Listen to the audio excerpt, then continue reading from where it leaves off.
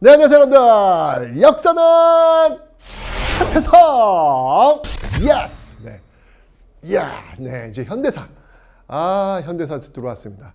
금방 되죠, 여러분들? 네, 이제 현대사 3강만 공부하시면 끝! 완강. 여러분 인생을 살면서 이 완강의 경험을 한번 가져보는 거, 요거 아주 기분 좋아요. 네, 사실은 완강할 수 있는 기회가 많지 않아요. 해봤어? 필요 없잖아. 근데 한국사만큼은 한번 좀 짧은 기간 동안에 달려서 뭐 완강을 해보면 기분 참 좋습니다. 별 채우기 하시면서 여러분들이 그 감 잡으면서 계속 이동하시면 되니까 한번 좀 달려봅시다. 이제 얼마 안 남았어요. 깃발 딱 꽂으면 되는 겁니다. 그 현대사 지금부터 시작!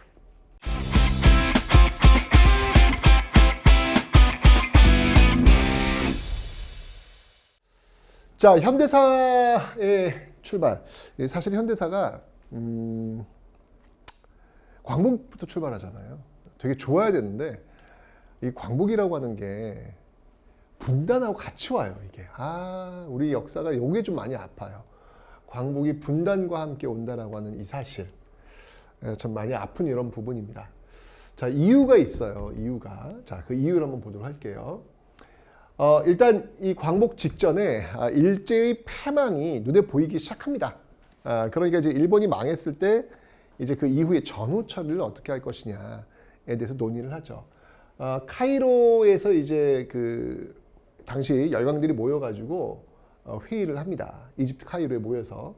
근데 그때 이제 우리나라 독립이 약속이 돼요. 사실 여러분들 이게 너무 독립이 약속된다라고 하는 게 너무 당연한 거라고 생각하시면 안 돼요. 왜냐면 제가 앞강에 설명드렸지만 서구 열강에게 이 땅 한반도는 그렇게 큰 의미가 있는 지역이 아니었어요. 관심 별로 없단 말이에요.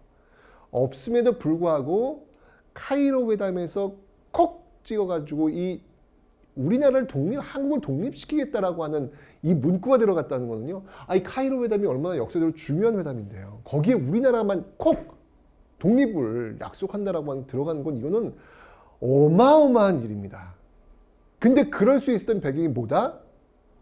우리가 싸웠기 때문에 그런 거예요.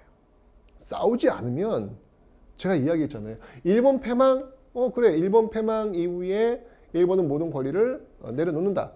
근데 일본의 권리 속에서 이 한반도가 그냥 패키지로 그냥 묶어 들어갈 수도 있어요. 그냥 우리는 일본 땅으로 그냥 인식할 수 있다는 얘기예요. 그런데 카이로 되면서 한국을 독립시킨다. 이게 내용이 들어간 것이죠. 자, 그리고 이제 얄타 회담에서는요, 소련이 참전하기로 또 약속을 합니다. 2차 세계대전에 참전을 해서 특히 일본과 맞서 싸우기로 약속을 하게 됩니다. 자, 그리고 이제 국내에서도요, 조선 건국 동맹이라는 게 만들어져요. 그래서 여운형에 의해서 만들어지는데 일제 패망이 이제 눈앞에 다가오니까 이제 일본이 망했을 때 어떻게 할 것이냐에 대한 논의가 이어지겠죠. 그리고 우리가 잘 알고 있는 대한민국 임시정부, 지금은 충칭이 있습니다. 그죠? 이런 어떤 그 정부들이 지금 있었다라는 거예요. 자, 광복이 되자 우리나라에 지금 이 소련군과 미군이 들어옵니다. 북에는 소련군과 이 남쪽에는 미군이 38도선 경계로 해가지고 들어와요. 그러니까 38도선 경계로 했던 것도 그 배경이 뭐였냐면 소련이 참전하기로 했잖아요. 그죠? 그 소련이 막 밀고 내려오는 거야. 막 쭉쭉 밀고 내려오는 거야. 너무 빨리 내려오는 거야. 이렇게나 빨리. 그러니까 사실은 미국의 입장에서는 소련이 참전해가지고 일본 관동군, 이 만주 지역에 있는 그 일본 군하고 격렬하게 싸우면서 소련이 굉장히 좀 힘이 좀 탕진되도록 그런 어떤 그림을 그리고 있었거든요. 근데 이게 웬걸? 저항이 없어. 일본 저항이. 막 내려오는 거예요. 이러다가 그냥 한반도가 통째로 그냥 손으로 넘어갈 수 있겠다라는 판단이 들어서 미국이 급하게 제안을 해요. 한 30여 분 만에 결정이 됩니다. 남북 분할도선, 38도선. 쭉 그냥 줄 하나 그어버린 거예요. 그래서 여기까지만, 38도선 여기까지만 소련 내려와라. 라고 이야기를 한 것이죠. 이게 지금까지 연결되고 있지 않습니까, 여러분들? 그 순간 그냥 줄로 그냥 쭉 그었던 그 선이, 물론 지금 이제 휴전선은 약간 변형은 있었지만, 어쨌든 그 분단의 본질이 지금까지 이어지고 있다. 라고 하는 사실이 너무 아파요. 자, 어쨌건 간에 이 소련과 미국은요, 어떤 형태로 들어왔냐면 점령군의 형태로 들어옵니다. 점령군의 형태. 당연하죠. 왜냐면 일본이 급작스럽게 패망을 했기 때문에 여러분 대한민국 임시정부 산하부대가 뭐예요? 한국광복군이잖아요. 한국광복군이잖아요. 기억나시죠, 여러분들? 이 한국광복군이 우리나라에 들어왔어야지. 들어오면 미국과 소련 같은 경우에는 우리를 도와주는 해방군의 형태로 들어왔을 거예요. 그런데 일본이 지금 너무 급작하게 패망하는 바람에 한국군이 들어올 시간적 여유가 없었어요. 그냥 미국과 소련이 들어와 버린 거예요. 그냥 미국과 소련은 지금 일본을 점령하기 위해서 들어온 거예요. 그러니까 우리를 도와주기 위해서 들어온 게 아니라 그런 형태가 아니라 우리는 아무것도 지금 역할을 못하는 거지. 일본을 점령하기 위해서 들어온 거예요. 왜냐면 이 땅은 이제 한반도는 일본 땅이니까 일단 그죠? 점령군의 형태로 들어오는 거예요. 점령군의 형태로. 여기서부터 이제 비극이 시작되는 거예요. 이래저래. 자, 이렇게 되면서 이 미국과 소련이 들어오니까 국내에서도 지금 급한 거라. 이거 들어오기 전에 뭔가 우리의 어떤 나라권을 만들어야 될 텐데 어떻게 될까라고 해가지고 광복되자마자 만들어진 게 이 건준이라는 조직이 있습니다. 건국준비위원회. 그러니까 조선 건국동맹의 그 뒤를 이어가지고 만들어진 거예요. 여운형에 의해서 이렇게 만들어진 건데 조선 건국준비위원회. 그러니까 조선 건국준비위원회에서 가장 중요한 일은 뭐냐면 치안이에요. 아예 안 그렇겠어요, 여러분들. 지금 1945년 8월 15일 날 일제가 패망. 갑자기 패망한 거예요. 그러면 여기서는 더 이상 일제가 치안을 유지할 수가 없어요. 일본 사람들 지금 도망가기 바쁜 중인 거 아니에요, 지금. 그죠? 여기다가 맞아 죽을 수 있잖아요. 이 말은 뭐냐면 권력이 공백 상태가 돼버린 거예요. 여러분들 왜 그 미국에서 왜 치안 공백 벌어지면 막 그냥 약탈 벌어지고 방화 벌어지고 뭐 난리도 아니잖아요. 그런 거 많이 봤잖아요, 여러분들. 뭐 LA 이거 폭동 사태 뭐 이런 거 많이 봤잖아요. 그게 걱정되는 거예요. 왜냐면 그걸 지켜줄 수 있는 경찰 이런 게 다 끝나버린 거예요. 갑자기 사라진 거예요. 그래서 건주는 제일 중요한 게 치안이다. 그래서 이 건국준비위원회가 만들어졌고 치안. 요 형태는 좌우합작 형태로 이제 만들어진 것이죠. 그래서 건국준비위원회가 만들어졌고 건국준비위원회에서 아예 나라를 선포해버려요. 조선인민공화국을 만듭니다. 조선인민공화국을 만들어요. 그리고 그 인민위원회라는 것을 만들게 되는 것이죠. 지방 그 자치적으로 움직일 수 있는 인민위원회를 지방 곳곳에 지금 만들고 있습니다. 조선인민공화국이 만들어졌고 인민위원회가 지방 질서를 지금 장악하고 있는 어떤 그런 모습들 보여주고 있는 거예요. 이제 문제는 뭐냐면 미국이 점령군 형태로 들어왔잖아요. 소련도 마찬가지고요. 그죠? 그들이 바로 이 조선인민공화국 인민위원회 인정하지 않아요. What are you doing now? Who are you? 너희들 뭐야? 아니 우리가 지금 여기 지금 점령군 들어왔는데 너희들은 뭐니? 라고 인정을 하지 않는 거예요. 이게 이유가 뭐냐면 우리가 태극기를 우리 힘으로 꽂았어야 되는데 그걸 못한 거라. 못하니까 결국은 점령군의 형태로 들어온 이들이 이 질서를 좌지우지할 수밖에 없는 형태가 된 것이죠. 더 나아가서 일제강점기 3.1운동의 결과 만들었던 대한민국 임시정부조차도 인정하지 않아요. 그래서 백범 김구은 선생 같은 경우 임시정부 주석이지 않습니까? 광복됐는데 돌아와야 되는데 돌아오지 못하는 거예요. 왜? 임시정부 주석 김구로는 들어올 수 없다는 거예요. 왜냐하면 임시정부를 인정하지 않으니까 미국이. 그럼 어떻게 들어와야 되냐? 그냥 개인적으로 들어오래요. 그냥 개인 김구로 들어오라는 거예요. 너무 이게 아픈 상황이 벌어진 거예요. 우리가 할 수 있는 게 아무것도 없는 아니 대한민국 임시정부조차도 인정이 안 되는 그런 상태가 되어버린 겁니다. 맞습니다. 이제 우리의 질서는 점령군에 의해서 움직일 수밖에 없는 그런 상황이 된 것이죠. 자, 그러면서 이제 바로 그들이 이제 회의를 합니다. 그게 바로 모스크바 3국 외상회의다라는 겁니다. 자, 이 모스크바 3국 외상회의는요, 미국, 소련, 그리고 영국, 3국이 외무부 장관들, 아니 모여가지고 회의를 한 거예요. 한반도 문제를 어떻게 해결할 것이냐. 왜냐면 이들이 지금 점령 국가들이니까 이들이 이제 이 좌지우지하는 것이죠. 그래서 이 모스크바 3국 외상회의는 중요해요. 우리들이 어떤 노력을 하는 것들이 먹혀들어가지 않았다는 이야기야. 이거는 바로 이들에 의해서 좌지우지될 수밖에 없는 그 국제 질서가 만들어졌다는 이야기죠. 자, 그래서 모스크바 3국 외상에서 뭐가 결정됐냐면 이게 결정됩니다. 다행히도 임시정부를 수립하겠다. 한반도에 임시정부, 한국인들이 운영하는 임시정부를 수립하겠다라는 결정이 돼요. 다행히도. 그런데 조건이 있어요. 신탁 통치를 하겠다. 미국, 소련, 영국, 중국이 플러스해서 이 4개 나라가 일정 기간 신탁 통치를 하겠다는 거예요. 그러니까 즉각적인 독립은 인정하지 않겠다는 거예요.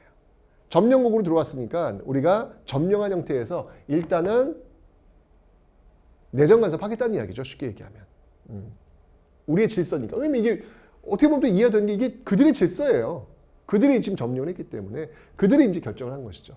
그래서 이 문제를 해결하기 위해서 이제 당사자라고 할 수 있는 미국과 소련이 공동위원회를 열자. 이게 바로 모스크바 3국 외상회의의 결정이 됩니다. 굉장히 중요한 거예요. 일단 한반도에서 굉장히 중요한 결정이 내려지게 된 겁니다. 임시정부 수립하겠다. 모스크바 3국 외상회의에서 임시정부 수립하겠다. 그리고 신탁 통치하겠다. 이 문제를 미소 공동위원회에서 구체적으로 하겠다. 요 이제 결정이 된 거예요. 자, 이제 문제는 뭐냐면 맨 처음에 이 사실이 모스크바 3국 외상회의의 그 사실이 어떻게 알려졌냐면 맨 처음에는요. 그냥 신탁 통치만 알려졌어요. 이게 동아일보의 오보입니다. 오보. 동아일보에서 잘못 보도가 돼가지고 신탁 통치만 임시정부 빠지고 이 내용이 있음에도 불구하고 이게 알려지지 않고 신탁 통치만 나온 거예요. 아니, 야, 이거 뭐 이런 나라들이 우리나라 다시 식민지 만들겠다는 얘기나 마찬가지잖아요. 신탁 통치를 하겠다는 얘기는. 그죠? 당연히 반발하죠. 여기는 뭐 사회주의 세력도 반발하고 민족주의 진영도 반발하고 당연히 반발할 수밖에 없는 거예요. 왜냐면 서구 열강들이 우리나라를 신탁 통치하겠다는 얘기 누가 좋아하겠습니까? 그런데 사회주의 진영 쪽에서 이게 아무래도 이상한 거라. 아니 이렇게 결정이 됐다고? 그래서 알아보니 임시정부 수립이라고 하는 조항이 있던 거예요. 아 그래? 그럼 이 사회주의 진영은 뭘 생각했냐면 똑똑한 임시정부가 빨리 만들어지면 신탁 통치 기간을 줄일 수 있겠다. 라고 판단한 거예요. 이거 중요한 건 뭐냐면 임시정부 수립이 우선이다라고 여기가 방점을 찍은 거라. 아 그래? 그러면 모스크바 3국 외상회의에서 결정된 내용을 수용하자. 지지하자. 왜? 임시정부 세우면 되는 거니까. 그리고 이거 줄이면 되는 거니까. 이렇게 판단한 거예요. 그러니까 좌익 진영은 그래서 입장을 바꿔요. 맨 처음에는 이제 이 내용이 없다 보니까 좌익 진영도 반대를 했었죠. 그런데 이 임시정부라고 하는 내용을 알게 되면서 그럼 이 내용을 가지고 우리가 좀 창조적으로 만들어 보자. 어차피 지금 이 한반도는 점령되어 있는 형태니까 그 점령군들에 의한 질서가 만들어질 수밖에 없으니까 그 상황 속에서 최선의 방법은 일단 우리가 임시정부를 먼저 세우는 거다. 여기에 방점을 찍은 거예요. 그런데 우익 진영, 그러니까 좌익 진영이 사회주의 진영이고요.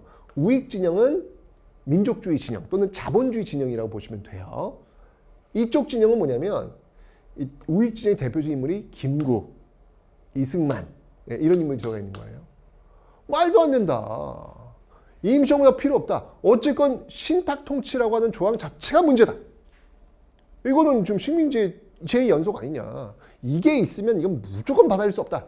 라고 이제 이쪽은 얘기를 하는 거예요. 야, 이렇게 되면서 그러니까 좌익 세력들은 임시정부의 방점을 찍었고 우익 세력들은 신탁 통치의 방점을 찍은 거예요. 이러면서 좌와 우가 격렬히 대립을 합니다. 이 모스크바 3국 외상회의라고 하는 국제적 질서를 놓고 민족 내부가 갈려버린 거예요. 사회주의 진영과 민족주의 진영이. 자, 이러면 뭐 좌익 진영이 박헌영 대표적이고 우익 진영이 이승만, 김구 이런 인물이 있는데 이러면서 여러분들 어떤 일이 벌어지냐면 1946년 3월 1일 3.1절 기념 행사예요. 첫 번째로 광복되고 나서 첫 번째로 열리는 3.1절 기념 행사. 이게 얼마나 중요합니까? 1919년 3.1운동 이후에 1920년 3월 1일 되면 가슴속에 그 태극기 품고 다시 한번 대한민국 만세를 외쳤던 그 기억을 21년, 22년, 23년, 24년 계속 있었을 거 아니에요. 그런데 이제 드디어 광복되고 나서 처음으로 46년도에 3월 1일 날 대한독립 만세를 이제 마음껏 외칠 수 있는 그날이 온 거야. 얼마나 기분 좋아요. 그런데 이 좌와 우의 대립이 워낙 심하다 보니 좌익 진영 따로 3.1절 기념행사를 갖고 우익 진영 따로 기념행사를 갖고 끝나고 나서 서로 만나가지고 충돌까지 벌어집니다. 여러분들이 현대사에서 우리가 이제 놓치지 말아야 할 게 뭐냐면 꼭 배워야 되는 거예요. 역사는 단순히 사실들을 암기하려고 하는 게 아니에요. 배우려고 하는 거예요. 자, 이 과정 속에서 여러분들 사람보다 이념이 앞서게 됩니다. 사람보다 이념이 앞서게 됩니다. 사람보다 이념이 앞서게 되면서 사람에 대한 미움과 증오가 증폭돼요. 나랑 이념이 다르면 너는 죽어도 돼. 라고 하는 이 어마어마한 무시무시한 생각에 싹이 트기 시작하는 거예요. 이념을 위해서 사람을 죽일 수 있고 이념을 위해서 사람을 도구화시킬 수 있다라고 하는 생각들이 팽배해지게 되는 거예요. 결국 여러분 이게 어떻게 되는 거냐면 전쟁으로 연결되는 거예요. 6.25 전쟁이 이런 배경 속에서 나오게 되는 겁니다. 그러니까 정말 여러분들 이 세상은요 다 서로 생각이 달라요. 똑같은 사람 단 한 명도 없어요. 그 생각이 다른 사람들과 함께 우리가 살 수 있는 방법이 무엇인가에 대해서 우리는 고민해야 되고 그것이 바로 이 민주주의를 성숙시키는 거예요. 여러분들 나랑 생각이 다르다고 해서 그 사람을 미워하거나 증오하면 안 돼요. 정말 여기서 우리가 배워야 될 건 뭐냐면 나랑 생각이 다르다고 해서 그 사람을 미워하거나 증오하면 안 된다는 거예요. 사람인데 나랑 생각이 다르다고 해서 그 사람을 도구화시키거나 그 사람을 죽일 수 있다라고 하는 이 무시무시한 생각을 갖는다는 거는요. 이건 정말 비이성적이고 정말 위험한 생각인 것이죠. 근데 우리는 그 경험을 했어요. 이제 6.25 전쟁으로 간다고요, 우리가요. 이 좌우의 대립이 거기까지 이제 끌고 가는 거예요. 자, 어쨌건 간에 이렇게 좌우의 대립이 극심해지는데 여기에 이제 문제가 또 하나 추가됩니다. 뭐냐면 이 광복되고 나서 여러분들 제일 먼저 처단해야 될 사람들이 누구예요? 일제 35년 동안 지식인들, 기업인들, 일제 충성하면서 잘 먹고 잘 살았던 소위 민족 반역자들 있잖아요. 그들은 어떻게 해야 돼요? 그들은 역사의 처벌을 받아야 됩니다. 그건 바로 정의를 세우는 방법이에요. 왜냐하면 일제강점기에 우리 민족 팔아먹으면서 잘 먹고 잘 살았던 사람들에 대해서 처벌이 이루어지지 않으면 역사는 또 반복돼요. 역사가 두렵지가 않은 거예요. 일제강점기 잘 먹고 살았는데 광복되고 나서 처벌받지 않았네? 그럼 혹시 또 우리가 이런 상황이 왔을 때 역사를 보면서 배운 거예요. 뭐야 그때도 살아남았는데 뭐 잘 먹고 잘 살아야지 나라 팔아먹으면서 라는 생각을 가질 수 있는 거죠. 역사가 두렵지가 않은 거예요. 그런데 일제강점기에 그 잘 먹고 잘 살았던 사람들이 반드시 처단되는 모습이 역사에 기록이 되면 이거 굉장히 무서운 겁니다.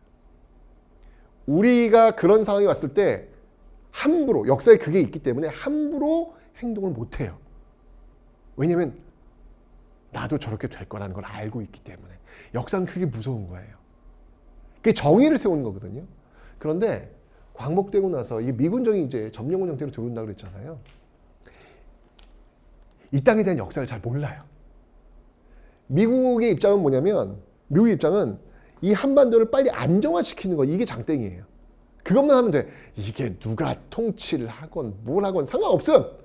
미국은 여기서 안정화만 되면 되는 거야. 왜 이렇게 애들은 시끄러워. 안정화. 그 안정화를 시킬 수 있는 방법은 일제강점기의 관리들을 그대로 앉히는 거예요. 일제 충성했으니까 미국한테 충성할 거 아니에요. 그래서 안정화시키면 되는 거예요. 그래서 바로 그 민족 반역자들에 대한 처단이 늦춰집니다. 게다가 이렇게 좌우의 어떤 그 대립이 벌어지는 과정 속에서 사실 이 민족 반역자들은 지금 쫄아 있어요, 지금요. 안 그렇겠습니까? 야, 나 죽었구나, 이거. 큰일 나다. 그럴 거 아니에요. 그런데 그때 좌우의 대립을 보면서 이 우익 진영으로 그 민족 반역자들이 슬며시 들어가 버려요. 슬며시 들어가서 뭘로 변신하냐면 반공주의자들로 변신합니다. 구국에 소련 공산주의자들을 몰아내는 일을 내가 하겠다. 민족 반역자들이 이렇게 스며들어오면서 반공주의자들로 다시 변신을 하는 이런 모습이 벌어지게 되는 거예요. 와, 역시 변신의 귀재들입니다. 그죠? 자, 이런 어떤 그 과정들 속에서 이 모스크바 3국 외상회의에서 여러분들 왜 미소 공동위원회 열려가지고 이 문제를 좀 구체적으로 해결한다라고 이야기했잖아요. 그죠? 그래서 1차 미소 공동위원회가 열려요. 이 1차 미소 공동위원회 열리는데 46년도에 미국과 소련이 마주 앉아가지고 회의를 진행하는데 이게 논쟁이 붙어요. 뭐가 붙냐면 1차 미소 공동위원회에 참여해야 될 한국인들의 자격이 누구냐? 왜냐면 이제 임시정부 수립을 해줘야 되니까 여기 이제 한국인들이 들어와야 될 거 아니에요. 이게 누구냐 이들이. 미국의 입장은 뭐냐면 원하는 사람은 누구나 들어올 수 있도록 하자. 아니 그들이 원한다는데 왜 못 들어오느냐. 자격을 주지 말고 원하는 사람 다 들어오도록 하자. 소련의 입장은 뭐냐면 미소공동위원회가 왜 열리는 거죠? 모스크바 3국 외상회의의 결정에 의해서 열리는 거잖아요.